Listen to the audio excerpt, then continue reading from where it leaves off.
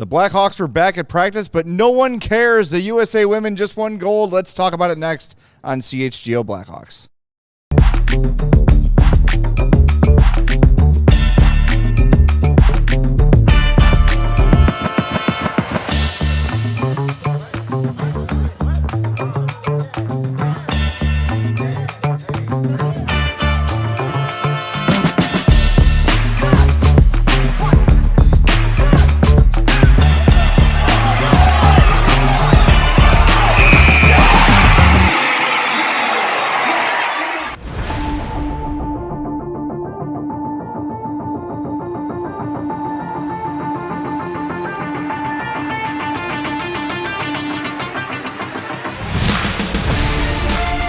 Welcome into the CHGO Blackhawks podcast, live from the Xfinity Loft. We are presented by our friends at Bet365. Download the app, use our code CHGO365 when you sign up.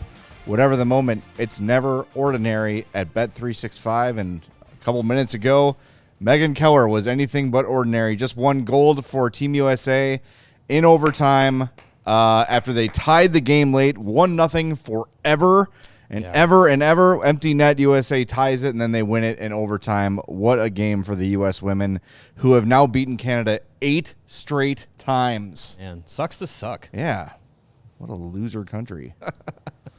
That's awesome. Like, that was it was not looking good in the first half, but they pulled it together late in the game, and a big play by Hillary Knight with the goal, goalie pulled to get the game tire. Most Olympic goals by a U.S. hockey player, men's or women's. End of statement, yes. For Hillary Knight there, her 15th career Olympic goal. In her final Olympic game. Yeah, probably none bigger than that one to send it to OT. And then prior to Keller's game winner, which was a beautiful Sick play. Goal. I asked Chloe, what's the equivalent of get your jock out of the rafters for a woman? You offered insight. What is the... They were Jills. Oh, Jills, yeah. There you go. Get your Jill out of the rafters. I said sports bra. That was like the best equivalent I could think of. I let her say it. We're a couple minutes. That's fine. We got it. Delayed for the timer. Abby Murphy is what you were going to shout out. Yes. Yeah, awesome. Abby Murphy on the back check. Basically a 2-on-0. She catches up to Daryl Watts, who, if you missed yesterday's show, tough week. We mentioned tough week for her.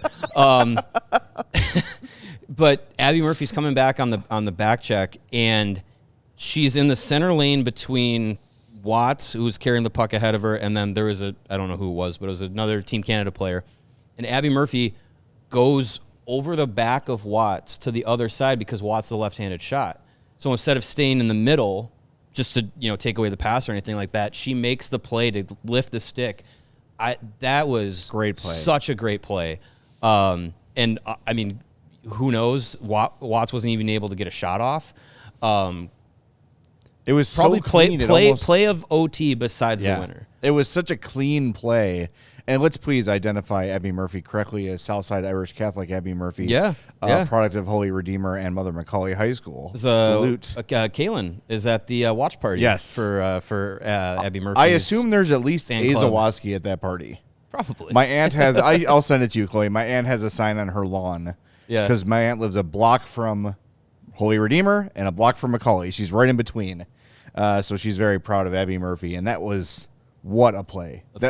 It's those little things, and we've seen it, when the Hawks are winning championships, those little moments that maybe aren't always the key goal or, the puck going in. It's those moments before that are so important. And that looked like, on a 3-on-3, Canada gets an odd man rush, and Abby Murphy just turns on the Jets and says, absolutely not. Awesome and play. Doesn't take a penalty.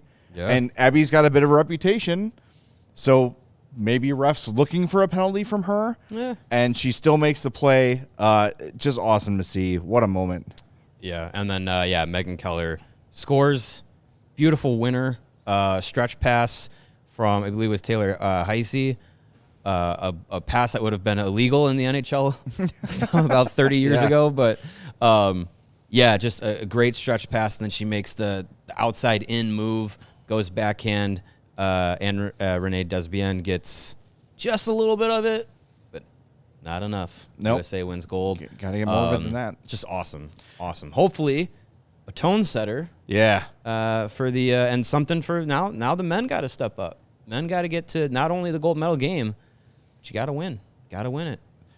Look, man, they can. They're going to have to find some offense. They're going to have to find some firepower. The defense has been good. The goaltending's been good. But you're going to have to score to beat Canada. And they've got to find a way. And look, I will say I have had a bit of a feeling about the men of like maybe playing with their food a little bit, for lack of a better concern. But they cannot do that against Slovakia.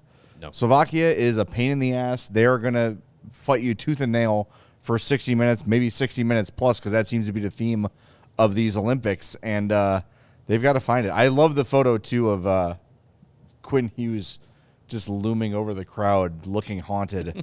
I could send that one to you too, Chloe. I sent the Abby Murphy one too, but Quinn Hughes getting the OT winner was we watched that here in the office after the show ended yesterday.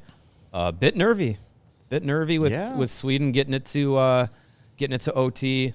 But yeah, like you said, like Team USA, like they have to be a team that gets to this point, gets to the medal round. That's the bare minimum that Team USA and the hockey program, both for the men's and women's side, bare minimum is you have to compete for medals. So the women get the gold, or they're the gold standard, obviously, with winning gold. So now the men, they had the four nations. A lot of people were like, this could be the time for them to show that they're the big hockey country now, and Canada stepped up when they needed to. Yep. And now, you get to the Olympic Games, you're down to the Final Four. You got to get past Slovakia. You cannot overlook them just because they're not Canada. They're going to be that's going to be a tough team. And if you do get past them, then you got a plucky Finnish team with Teuvo Teravainen leading the way, or Canada in the gold medal. Yeah, we're getting to the point now where the U.S. women, anything less than gold feels like a failure. Mm-hmm. And I would say I don't think the men are quite there yet, but I think anything less than silver feels like a failure at this point for them. I mean, they're going to say that they want gold. Of course, they're going to, but I think just from a non-emotional perspective, they're because look, with the men's game, Sweden is right there usually. Like we said, Finland's there, and we're starting to see Czechia and Slovakia starting to really make some noise. But I feel like anything short of silver at this point is a disappointment. I'm not going to be mad if they win bronze, but I think everyone top to bottom will look at that as a failure by the men. So gotta win tomorrow, get through to the gold medal game, and see what happens. Connor Bedard actually was asked about Finland today, and so he didn't really have much, didn't have much to offer about it. But I guess Nick Foligno said he's rooting for Teuvo over Canada. And Bedard said, I want Canada to win, and I want Turbo to have a hat trick. Yeah. So very diplomatic. Yeah, all the guys I asked about that, I said if it comes down to, when I was talking to Oliver Moore, it was just like U.S. or Finland in the gold. If it happens, who you going for? And they all of them were just like, I hope Teuvo has 4 points and USA wins 5-4. Yeah. You got the pictures? This is my aunt's lawn in Evergreen Park. She's got nice.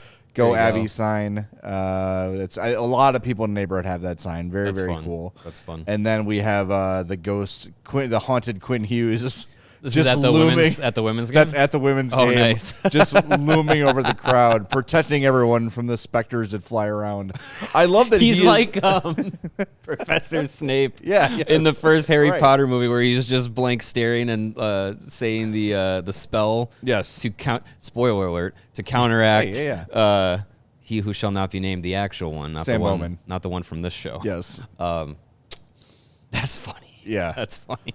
Hey, two people who have had two OT winners for the U.S. in consecutive days. I think I'm in good health because I haven't had a heart attack. Yeah, good. So good job. It's good. I'm probably due for one, but Not hockey related, hopefully. Look, we made our predictions for the Olympics last week, which feels like a month ago. Mm-hmm. I picked USA to win based on goaltending.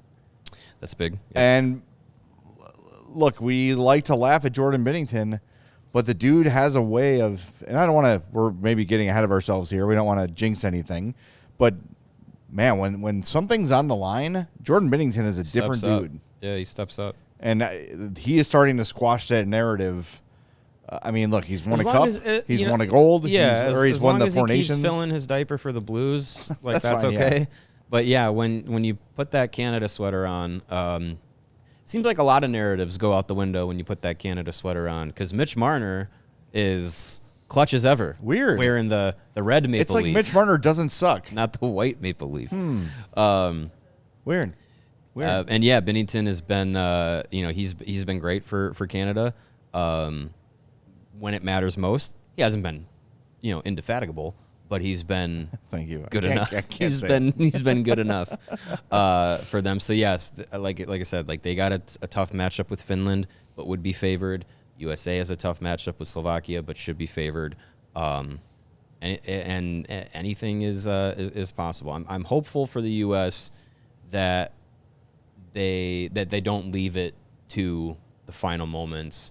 You want to see them have one of those games that you can kind of plant your flag and say, like, have the confidence level be as high as possible going into, if you get that semifinal win in, comfortable fashion, you can go into the gold medal game feeling pretty good about yourself, feeling confident, and I feel like that's what it comes down to when it's this stage of the Olympics, because you hear from the U.S. team after the game yesterday, and a couple of guys were just like, that's the most nervous I've ever been in a hockey game. Like, these are guys that have played for Stanley Cups and been in, playoff game sevens and stuff, but an elimination game at the Olympics, they're saying is like, that's the most keyed up they've been. So if you can go into a game feeling confident and feeling like, you have that in you, that's gonna make a huge difference. It's like one game 7. It's one game for all the stakes. And I think part of it too, I would imagine, for these guys is, I've never been an Olympian, not yet anyway, that you head to Milan Cortina and you're like overwhelmed by the scale of it and how many athletes there are and how everyone around you, whatever sport they're in, has spent their entire life to get to this point. So everyone is keyed up and everyone's nervous and everyone is on edge. Hyper competition everywhere. Like, think about these guys. They're at the Olympics. They'll practice, but after practice, they might go watch the gold medal of the biathlon. Right. Or they might go watch skiing or whatever, or watch the women's team. Like, and you're just, everywhere you go is just competition. And I have to imagine, being at the Olympics, it's hard to relax. Oh, yeah. Because you're just surrounded by it. Well, that probably is part of the reason why Canada, the men's team, left the Olympic Village and said, no, we're going to stay in a nice hotel away from everything else. It could be part of it. Probably smart. I would not like that if I was an Olympic athlete. I would want the full experience, but I understand the logic behind it. And yesterday we kind of joked about the extracurriculars, air quotes, that happened at the Olympics, but everyone is so freaking stressed out that you need to find a way to release that. And I think not only do you have the stressed out athletes, you also have the ones that are done, that are in that like state of euphoria of, I just competed at the Olympics, now I'm just here to enjoy it. So you have two kind of athlete there. There's completely high strung, nervous beyond belief, and people that are on cloud 9, that they just had the experience of a lifetime, and that atmosphere has to be, or they're intoxicating, or they're really sad, right? Yeah, or crushed. Yeah, exactly. That also happens. Exactly.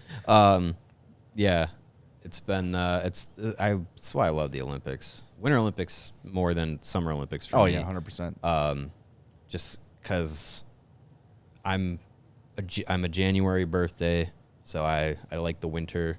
I like snowboarding and ice hockey and all that stuff. And there's only so many different ways of running I can watch on TV for the Summer Olympics, which feels like it's 90% of the events is just like run this distance, jump over this thing.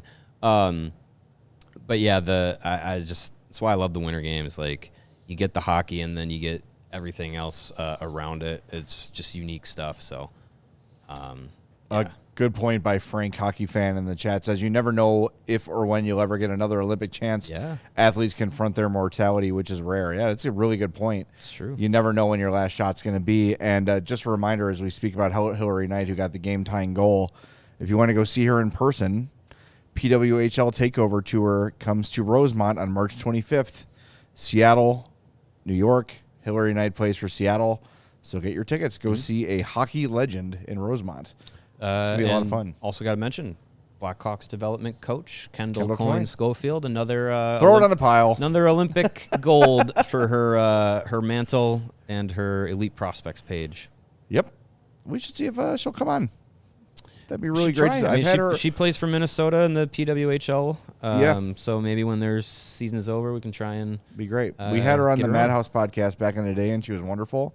And then actually spent a few minutes after our interview talking to my daughter. That's cool. Who was a young athlete at the time, so that's very cool. When Kendall was just out of college at Northeastern and playing for Team USA, she did an appearance at Girls in the Game summer camp back in the day. And my wife basically ran the summer camp. And so she got to meet her. This was like, wow, man, like 15 years ago already. But yeah, that was always cool to be like, yeah, my wife met her all that time ago. So. All right, we're going to hit the break zone for the first time. Do us a favor, hit that like button for us. Every time you hit the like button, it's a percentage chance that the Team USA will score a goal. So do it. Hit it. We'll be back in 2 minutes on CHGO Blackhawks. What if you could have reliable and intelligent Wi-Fi, and what if you could keep it at the same price for 5 years? That is the Xfinity 5-year price guarantee. It's Wi-Fi that makes everything in your home work together. It finds and fixes problems before you even know you have them. Super intelligent Wi-Fi with a 6th sense, and that lets you stream the game even when the whole family is online. All your devices working in perfect harmony for 5 whole years. And the best part, no annual contracts, no hidden fees, and you'll get Xfinity's best equipment included. Take it from me, a lot can change in 5 years. Championships are won, records are broken, dreams grow bigger, but your Wi-Fi should stay reliable and the price should stay put. Lock in your price and unlock the possibilities with Xfinity. Learn more at Xfinity.com. Xfinity, imagine that. Select plans only and restrictions apply. It is false spring still, but that doesn't mean the cold weather isn't around the corner, lurking like Ryan Pace used to. Yes. Is your home up for the challenge of the cold weather and the hot weather on the way? If it's not, check out our friends at Four Seasons. Four Seasons, heating, air conditioning, plumbing, sewer, and electric. They're there for all of your needs through all 4 seasons. Get it? And they can guarantee same-day installation for all of your heating, cooling, plumbing, electrical, and generator needs with no extra charge for nights, weekends, and holidays, which is, of course, when things break and when you need things done. Four Seasons is your trusted local experts for heating, air conditioning, plumbing, sewer, and electric, and they have been in the Chicagoland area for over 50 years. Visit FourSeasonsHeatingCooling.com for all of their special offers and money-saving coupons. That's FourSeasonsHeatingCooling.com. All right, we are back on CHGO Blackhawks. Thanks for hitting that like button for us. Eventful day at Hawks practice a little bit. Ryan Donato missed practice. Baby wife watch. is baby watch is a way to put it. Momentarily, if it's not happened already, but it had not happened when Jeff Blashill spoke and Jason Dickinson left practice with a bit of a tummy ache, which is understandable. Things are going around these days. It sure is. Why don't we hear from the Blackhawks head coach who spoke after practice today? Lots of stuff about the intensity of practice, the mindset going in here, some power play tweaks, some talk about physicality in front of the net, and more. Here's Jeff Blashill after practice today. Is Dickinson? Just ill. Okay. Yeah. Oh, no, it's not.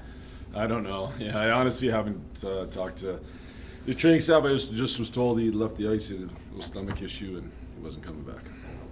Donato had said his wife's due date was soon. Is that why he was coming? Yeah. No news to report, though.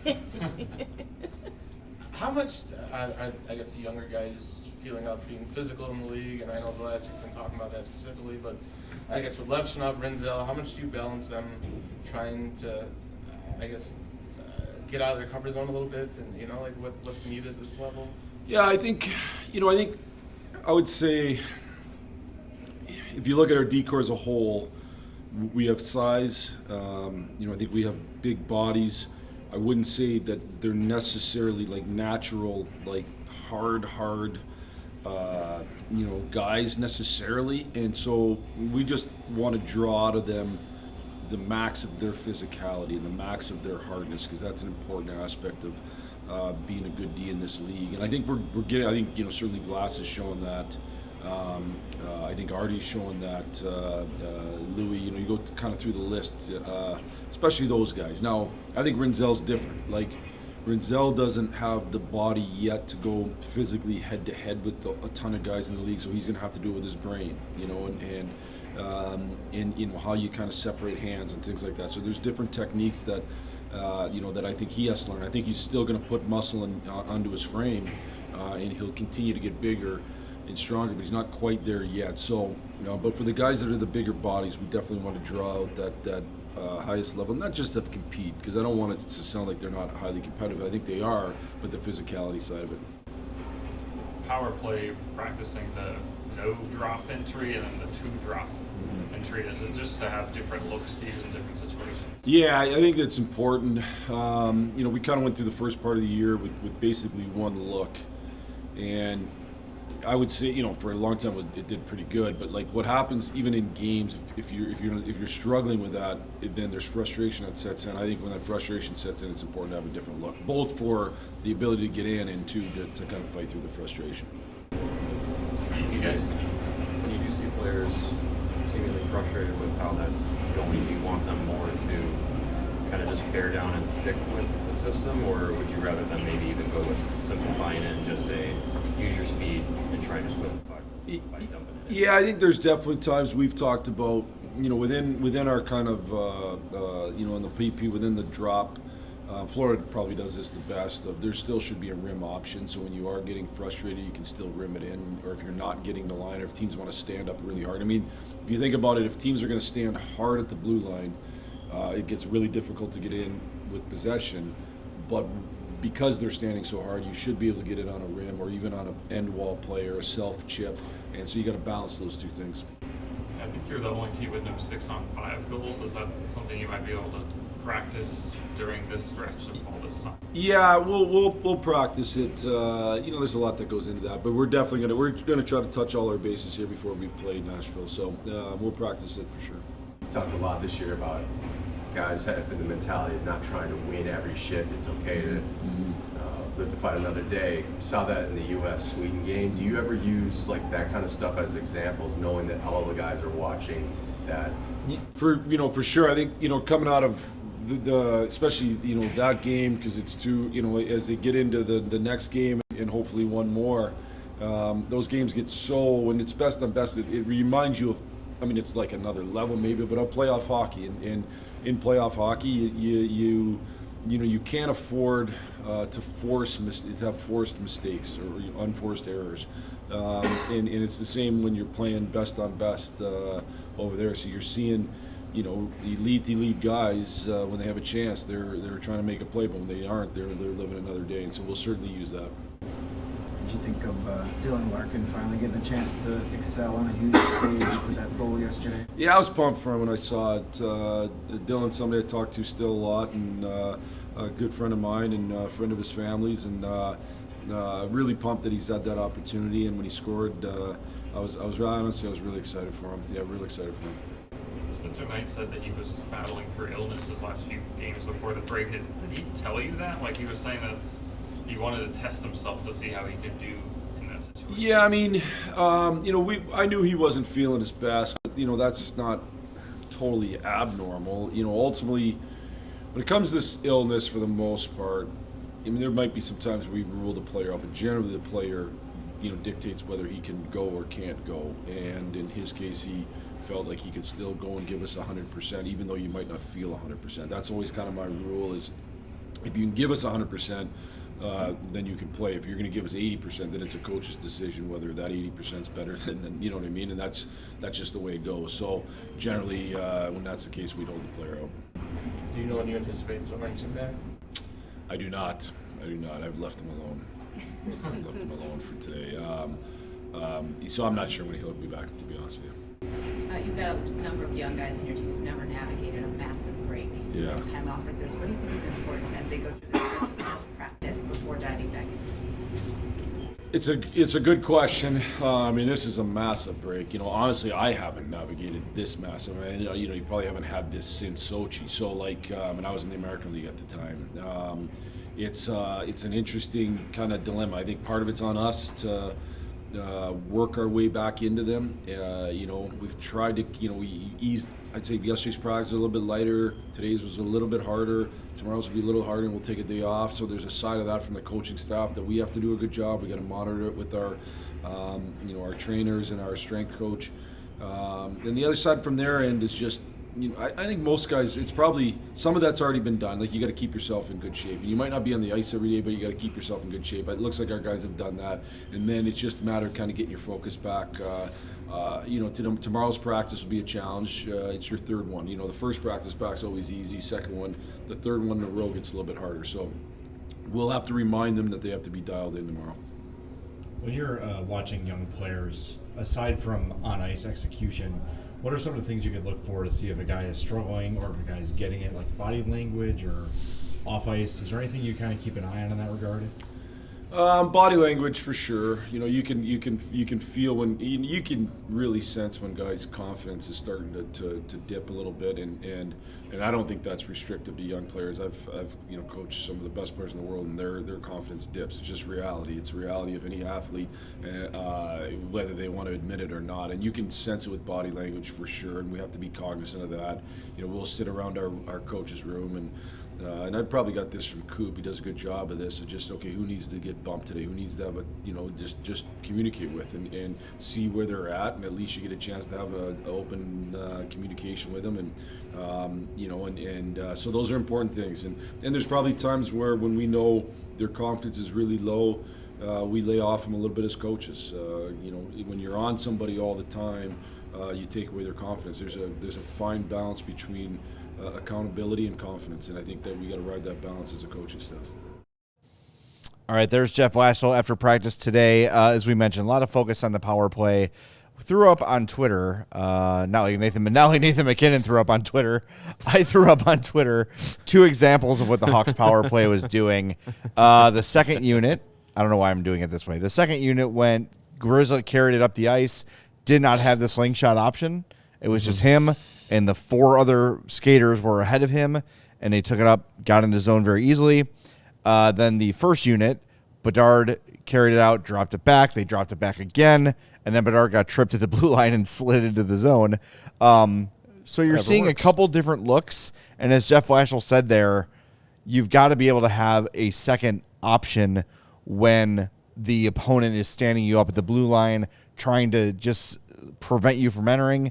You've got to be able to win that foot race and have the rim around option, and that's clearly something they were working on today. Yeah, and they started doing a little bit of that right before the break, and I don't think we really saw them really reap many benefits of that. But this week is how Jeff Blashill is kind of structuring the practice, is like, let's kind of, if we're implementing any changes, any tweaks or anything like that, let's do it now. We've been talking about it through the season, and as their power play effectiveness started to kind of fall back, at one point this year they had a top 10 PK and power play, but the power play is kind of faded down to it's getting close to the bottom of the third of the league now, and a lot of that is due to the zone entry problems that they've had. When they get in the zone, they're a dangerous power play more often than not. But getting in and setting up has been an issue. So I like that they are addressing that they're working on other ways to try and be effective, use their speed. If they're not using the drop pass, they use their speed to be able to enter the zone, go and chip and chase and win a puck race. And I like how, Blashill kind of laid it out when things aren't going to plan to their go-to entry system, which is the having the 2-option drop. That, if teams are setting up where everyone is dead stopped at the blue line, which we have said a lot on this podcast, not just this season, but over the years, whereas if you have that blue line defense wall basically to go through, chip and use your speed. You have more. You have Nazar, you have Bedard, you have Burakovsky's fast. Use your speed to that advantage. So I like that they are acknowledging that, working on that, and adding that to their power play system to not just be so one-dimensional and be easy to defend on their zone entry process. Let's continue the conversation about what Jeff Blashill had to say today after practice. More coming up next on CHGO Blackhawks. Hey, are you looking to get more protein into your daily routine? Then you need to check out our friends at Huel. Huel is a perfect solution for a high-protein routine to support busy days, habit-building, convenience, and control. This year, as you're looking to make sure you're getting all your nutrients you need, if you're looking to add muscle, have a meal on the go, Huel has you covered with their Black Edition ready-to-drink drinks. You can grab one of these. They come in lots of different flavors. This is peanut butter chocolate. That's chocolate. And there's also vanilla.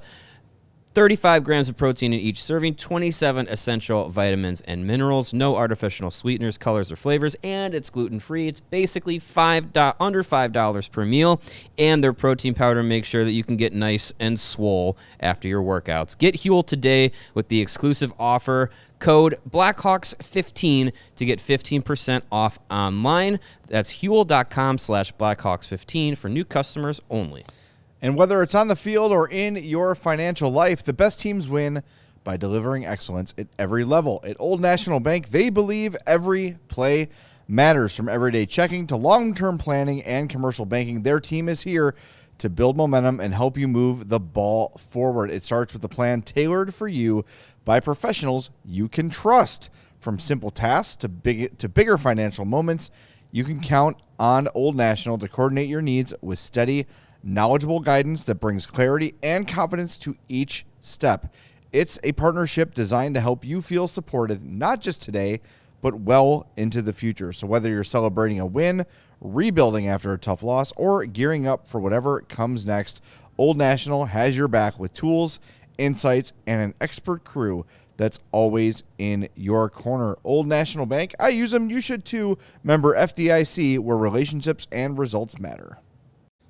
All right, we're back on CHGO Blackhawks, and now it is time for Checking It Out, sponsored by Old National Bank. Every play matters, whether it's on the field or in your financial life. The best teams win by delivering excellence at every level. Old National Bank, where relationships and results matter. Member FDIC. Whoa.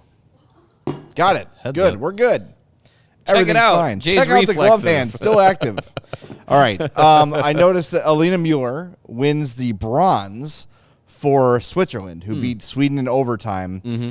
Saw the replay during the intermission and immediately was brought back to my favorite singular moment of the dynasty. Throw it up there right now. Chloe, Brent Seabrook celebrating eliminating the Red Wings, and Alina Mueller celebrating eliminating the Swedes in overtime. That's awesome. Almost identical, like mirror image flips. Yeah, that's pretty good. That's really cool. As soon as I saw that moment, I said, I've got to find a screenshot of that. That's pretty good. And so, yeah, that's very, very cool. them. Cool Good moment for for the the Swiss. Swiss to, as we talked earlier, the women's game, it's more like the big dogs and everybody else.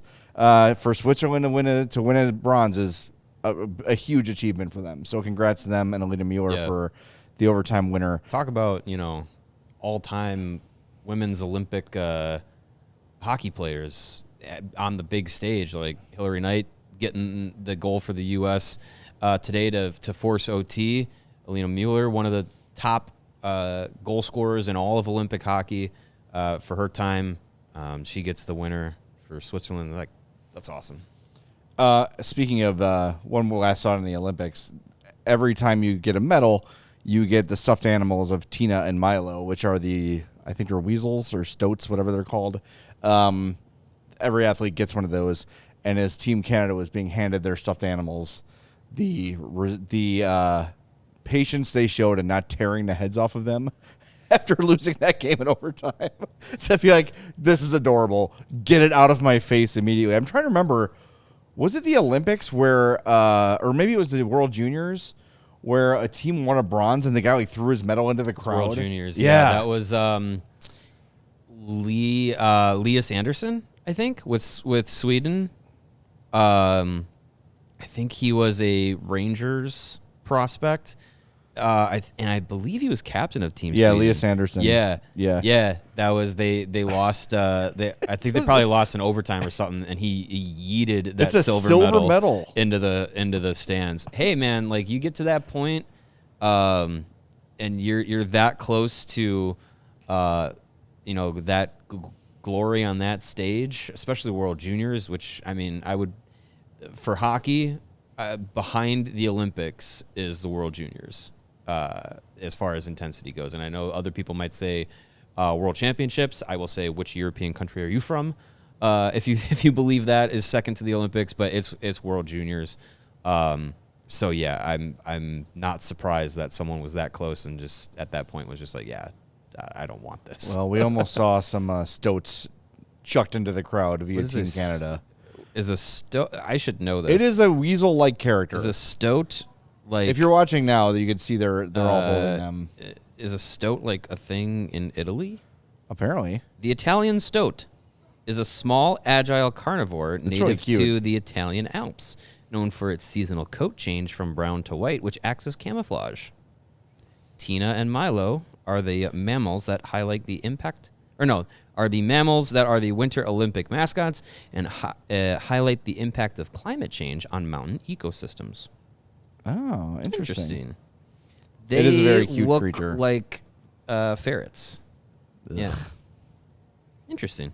Well, I learned something today. There you go. We learned about stoats. I did not know the Olympic mascot, but there you go. Now you know. Milo and Tina. You come to CHGO and you learn stuff. And do we have it? This is number one podcast for stoat Italian information. stoat information. You as an Italian, Mario, should know. I should have known that. You have 9 stoats in your backyard. At least. There is That's a what's look at the leaving all stoat. those droppings. That's a real stoat. That is very cute. That is, I imagine that is after the coat change from brown to white. Very adorable. And Milo is the stuff. That's Tina, the stuffy for the Olympics, and the Paralympics is Milo. Oh, okay. Who is missing? My wife told me. My wife knows all about this stuff.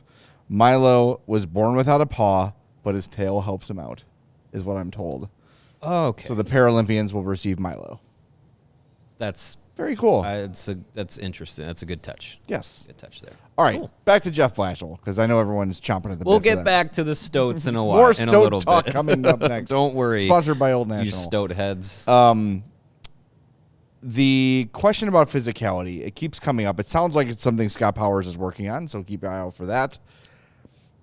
At some point, you just have to do it, right? And he mentioned Sam Rinzel, like, well, Sam, he's big, but he's not overly strong, so he's got to use his brain. Look, man, how tall is Sam Rinzel? 6'4". 6'4". It's pretty tall. Push somebody. Get in somebody's way. As I said the other day, developing a mean streak is part of developing your hockey game.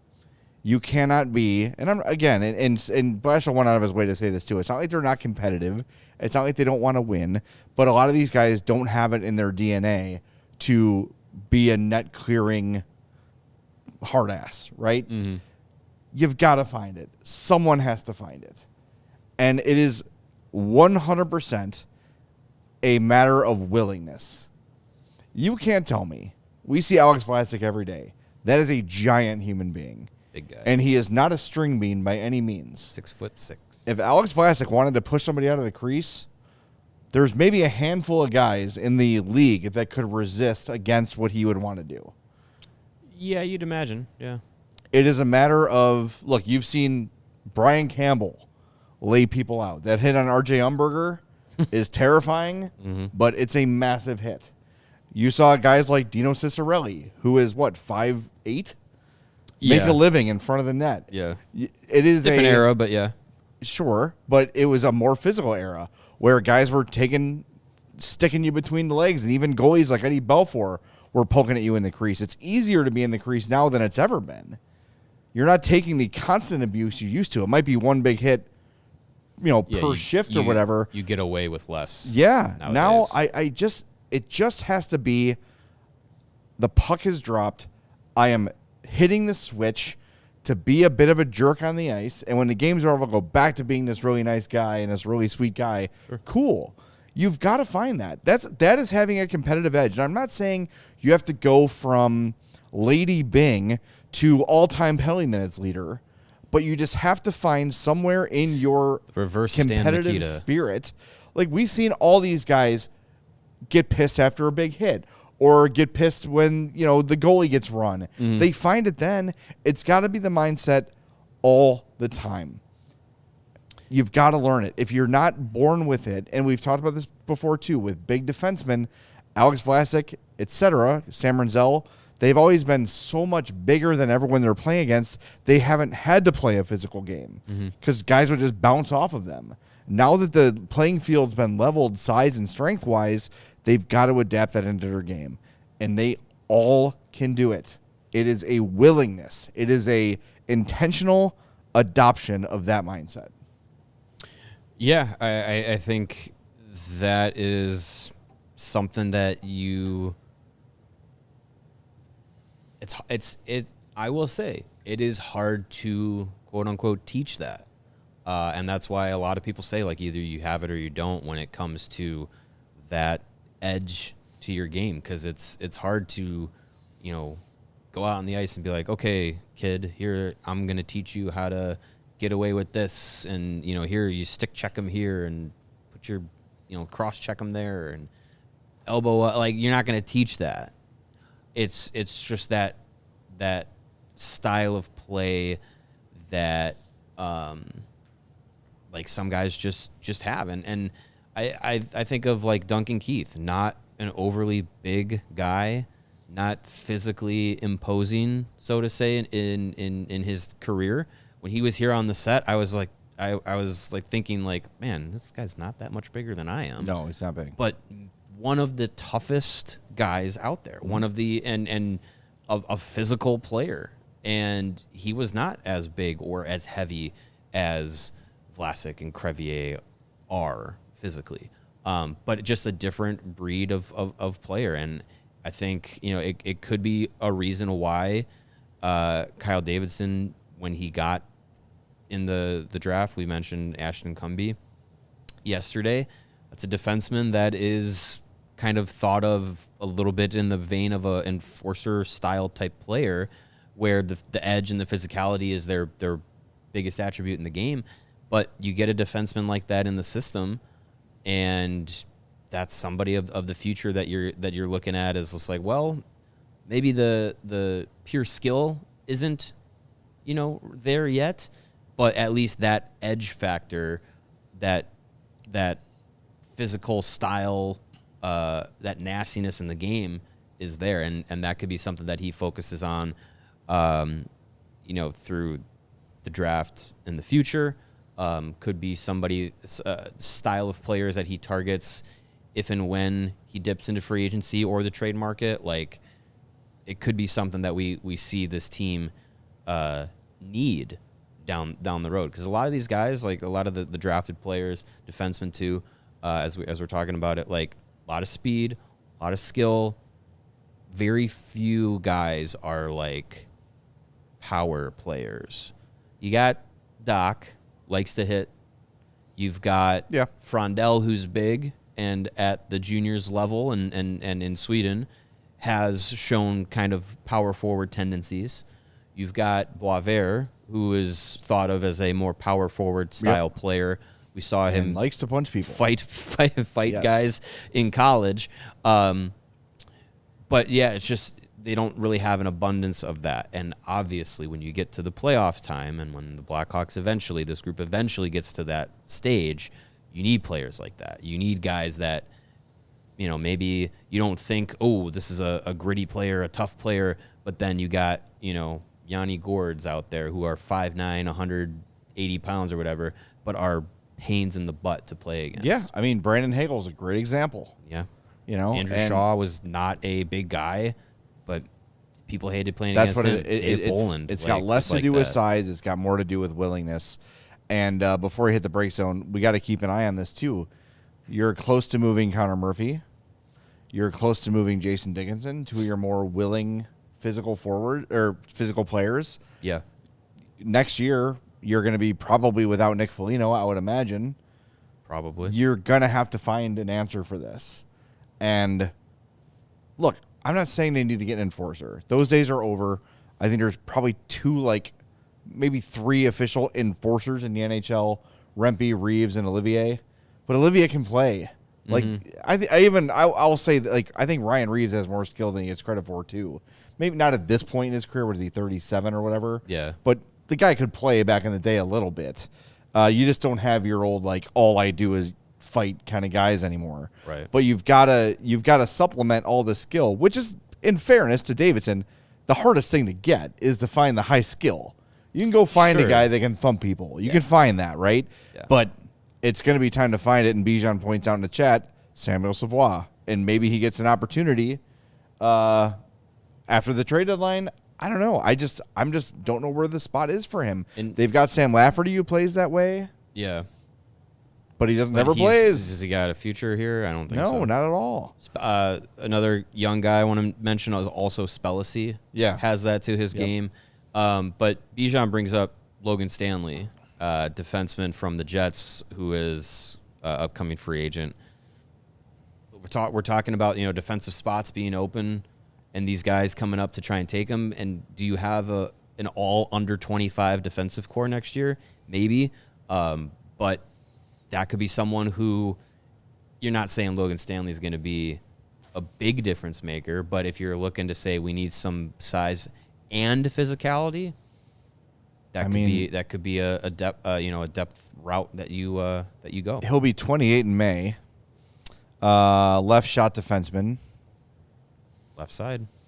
I certainly don't hate that. I mean, I don't know. There's so many young players you want to give a look to. Mm-hmm. And if you're ever going to have Korchinski or Domastro up here, when? Right. So I'm not against it, but anyway, we'll see. We'll see what the offseason brings. But 6'7", 231, I'm down for that. All right, let's hit the break zone. One last time we come back, a little more. Jeff Blashill had some stuff to say about watching players and their confidence as the season goes on. I thought it was interesting. That's next on CHGO Blackhawks. It's time to get some wings, and did you know that every Tuesday this month, your wing cravings can make a difference? Hooters is donating a portion of chicken wing sales to Holy Family Schools, helping fund tuition, books, classroom supplies, and more for kids in under-resourced communities. With the support of our Chicagoland Hooters family, they've raised over $1 million since 1992. Nice. Let's keep it going because kids can't fly without wings. Those are facts. That's true. And Hooters remains the best lunch spot in town.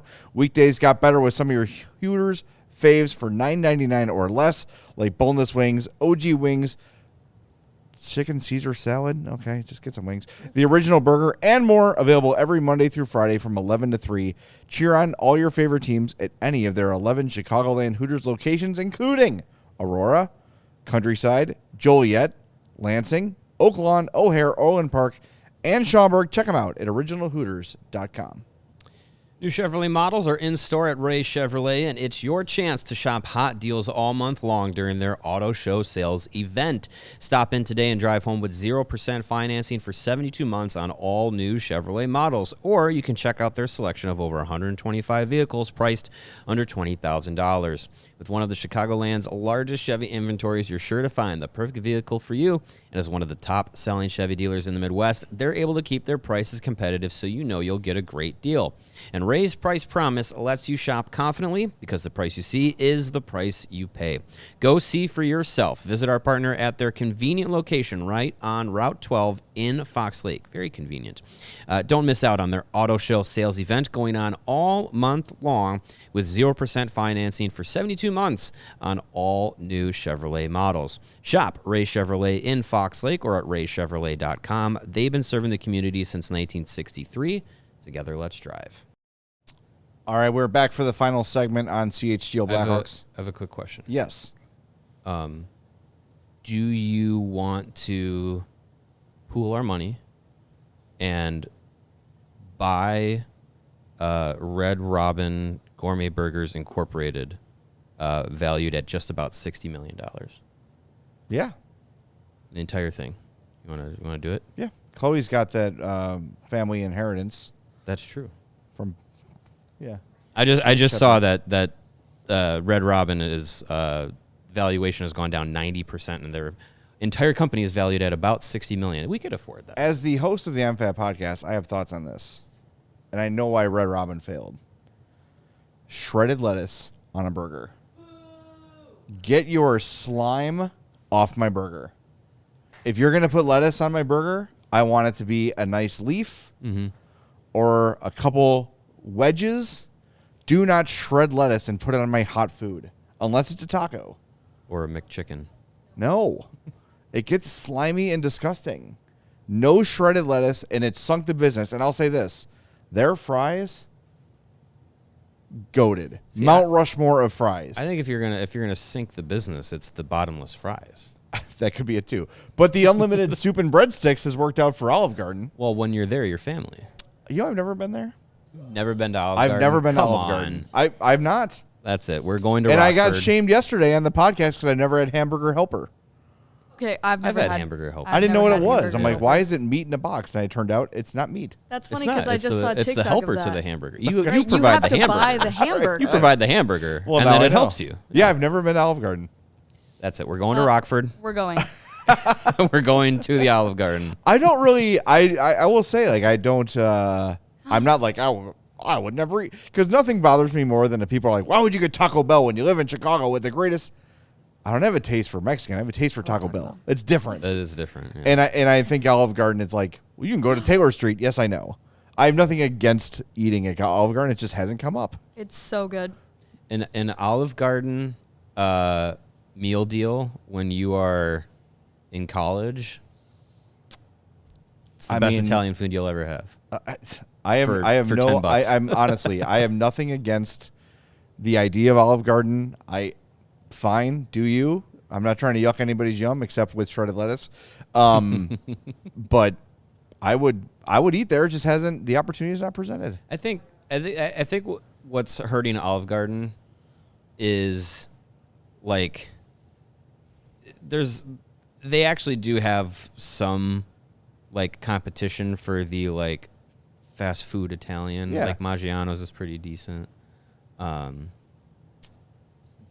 like, yeah, I mean, if you're gonna say like I want good Italian food, actual good Italian food, there's lots of options. But there are times when you're just like, I want a soup, I want a salad, and I want some salty, buttery breadsticks, and I have $8 in my pocket. I know exactly where I'm going. So what's the meal deal? Well, they just. Oh, you're saying it's. They have lots of inexpensive deals on never-ending pasta. Sure, is a great thing. Okay. Like so you get no three words could be said in sequence better in my mind than never-ending pasta. I'm pretty sure it's endless soup, salad, and breadsticks for like $10. And they're probably still making a profit. Oh, for sure. Because you're getting full on all of that stuff. Right, and the soup, the chicken gnocchi soup. So good. Sounds great. What is the authentic Italian scene in Colorado? There It's isn't not one. existent. Okay, all right. I was curious. Like, it's so, Olive Garden. like, what is the like in Chicago? You can It's get. Olive Garden, I mean, yes. Chicago, you can get authentic pretty much anything. Yeah. But you would say probably Italian and Mexican in Chicago Mm-hmm. would be like world class on that level. What is that cuisine in Denver?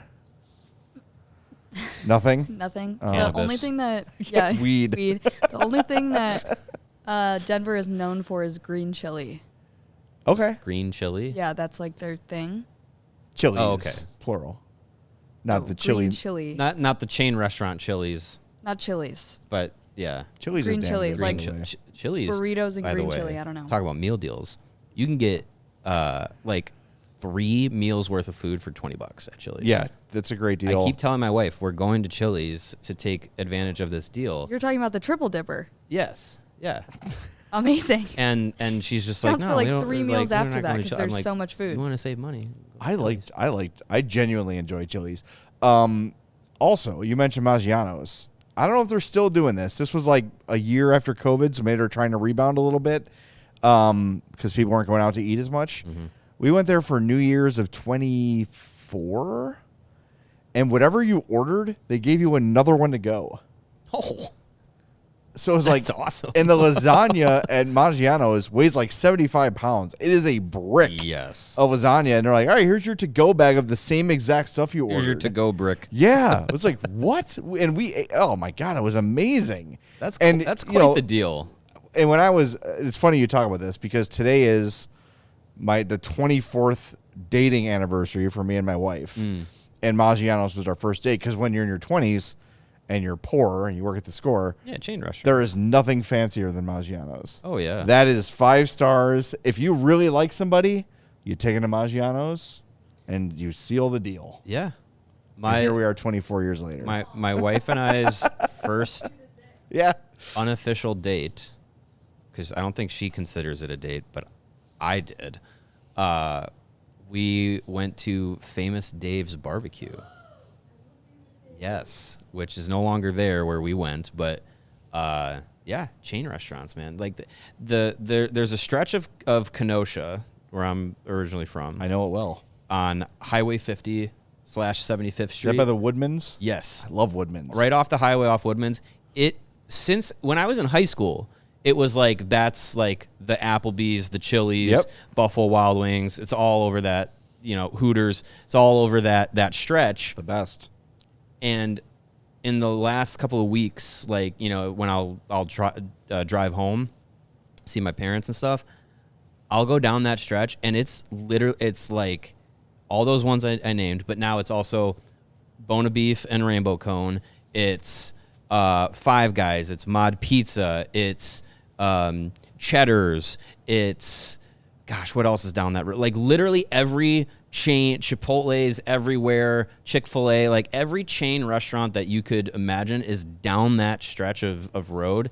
It's insane. And every time I drive there, I'm just like, man, what is the attraction of this? And then I also say, I want to eat there. I want to eat there. I want to eat there. Like, it's crazy. That was always so we used to go see, every summer we'd see Dave Matthews Band at Alpine Valley. Mm-hmm. And we would do both shows. As So you we do, would always yeah. drive up to Kenosha, stop at Woodman's, get all the stuff to grill, so that was tradition. But yeah, over the years, my cousin had a optometry office there for a while, and I would go see her because it was free. So it was great. Like it was there. Everything you need is right there for sure. By the way, our Maggiano's date, our first date, they put us at this table where we had to sit directly next to each other. And we were like elevated. It wasn't a like, cross? We called it the wedding table. So it was her and me side by side. And we were also on a stage. We were like presiding over the crowd. Oh my God, that's funny. Fortunately, we had been going to Hawks games together for like a year and a half before we became official. Yeah. And I remember my wife asked me out. Yes, that's what happens because I am afraid of rejection during the Olympics. Wow. We were watching the Olympics together on the phone. This is what happened back in the day, Chloe. And she's like, so, like, what are we? It's like, I think we're dating. And that was it. Same here. Yeah, My wife and I Can't do rejection. we were hanging out through in our high school days, and we met originally on stage crew of the spring musical, which was Cats, which me and my buddies, we were like, hey, we're seniors in high school. Let's try and do stuff that we haven't done in high school before. We were like, let's go out for the spring musical. It was Oklahoma. Perfect. I can be a cowboy. Yes, you can. That's fine. They changed it to Cats, and I said, I'm not wearing that one-piece spandex suit in front of God and everybody. And we keep telling you to stop wearing it to the office, and you won't listen. Well, old habits die hard. So I said, okay, well, I guess I had another friend who was on stage crew. I was like, I'll do stage crew. Ended up meeting my future wife, which was great. For probably 4 to 5 weeks, we were inseparable, kind of acting as boyfriend and girlfriend. Yeah. Making out all the time. Nice. That's how it goes usually. And we're going to go to overtime, by the way. So I did not mean for my Red Robin mention to completely derail the final 10 minutes. I am here for a show. tangent this time of year. I'm just thinking of the people that are on Fast Channel that it just ended with like, making out all the yeah, time, all the and then juicy the show Hey, just more ended. reason to find us.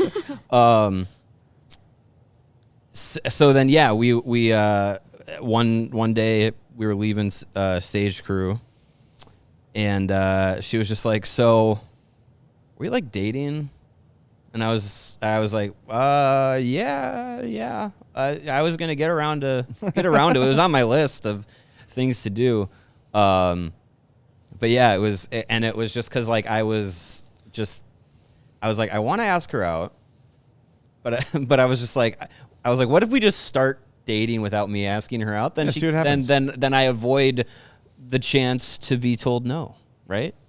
And get rejected. That's it. But it worked out. We're still together half of our lives later, and one kid and one on the way. From what I understand, my daughter does occasional theater productions. If you are a young man looking to meet women, theater is the place to go. It's a numbers game. Yeah. It's a numbers game, 100%. That and cheerleading. Yeah, for sure. Chloe, how did you meet your partner? Oh. Why do you have to do this to me? I'm trying to help. You want to put like your Tinder profile on the screen or anything? Hell no. Scan this QR code. We have a bunch of really normal my people gosh. in the chat that would be just thrilled to take you to Olive Garden. Oh man, you know what? I would love that actually. See? Okay, here's what I was gonna say. Okay. I was trying to think of what Colorado is known for. Chipotle started in Colorado. It did. And so did Noodles and Company. Oh. Okay, nice. We thank them for one of those. Actually, Noodles is fine. We went to the like one Noodles. in Champaign when Noodles my daughter is was totally fine. Yeah. Addie was at ISYM at U of I for orchestra. Mm-hmm. This is the violin mechanic I'm doing. Mac and cheese, pad thai, and like I think Hope got like a ravioli. $50. Yeah, it is like In Champaign. It is like $15 a dish there. That's yeah. insane. That's tough. That's insane. I'm never going back on principle unless they start advertising here, in which Noodles and Company, baby. Hey, Find me better noodles with better company. You you mentioned the pad thai. I can eat that there. Oh, nice. It's rice noodles.